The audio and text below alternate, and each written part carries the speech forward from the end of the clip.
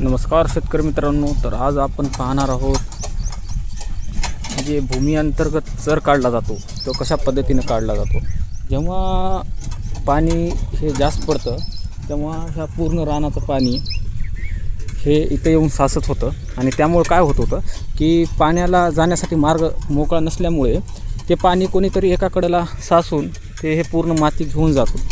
त्यामुळे आपण काय केलेलं आहे की असं इथली माती आपण तिथं शिफ्ट केलेली आहे आणि जे दगड असतात विहिरीचे ते आपण येथे असे खड्डा पूर्ण जितकं खोल जाईल तितकं आपण खोल करून इथे आपण असे दगड भरलेले आहेत आणि दगड भरून त्याच्यावर आपण आता हे माती टाकून हे आपण भूमी अंतर्गत जे चर काढतात त्या पद्धतीनं आपण हे चर काढत आहोत। तर त्यामुळं काय होणार आहे, आपला एक फायदा की ह्या रानाला जे पाणी लागत होतं ते पाणी तुटणार आहे आणि दुसरा जे पाणी इथं साचून पूर्ण रानाचं यायचं आणि कुठून तरी एका जागेवरून मार्ग मोकळा करून माती सगट ह्या मोठ्या नाल्यामध्ये जायचं ते आता इथून होणार नाही। तुम्हाला दाखवतो की हा नाला कशा पद्धतीचा आहे।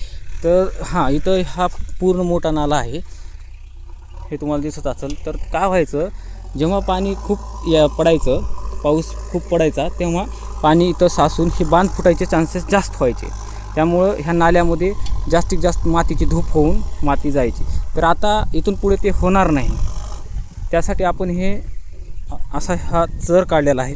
जसं आपण जलताराचं शोषखड्डे घेतो त्याच पद्धतीचं काम हे करतं आणि इथून पर्क्युलेशन होऊन पाणी हे त्या नाल्यामध्ये जाणार आहे, जेणेकरून काय होईल की इथं जे पाणी पाणथळ जमीन होऊन पाणी साचायची जी समस्या होती ती समस्या आता इथून पुढे होणार नाही। तर त्यासाठी आपण हे असं केलेलं आहे। तर ते आहे आपलं AI मशीन। आता AI मशीन काय करते त्याबद्दल जर तुम्हाला माहिती पाहिजे असेल तर तुम्ही माझे इतर व्हिडिओ पाहू शकता। धन्यवाद।